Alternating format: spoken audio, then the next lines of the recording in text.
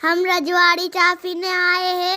हमने new Activa छुड़ाई है। हम ये काका के पास बैठे और है ना काका के साथ मजे भी करेंगे और मजे भी उड़ाएंगे। और ये बहुत मीठी और ये बहुत अच्छी चाय है। आपको पीनी होगी रजवाड़ी भी चाय। आज तो बहुत मजा आ गया। हवे आज तो बहुत मजा आ गया। हम न्यू एक्टिवा लेके आए और हम घर पर जाने की तैयारी कर रहे हैं।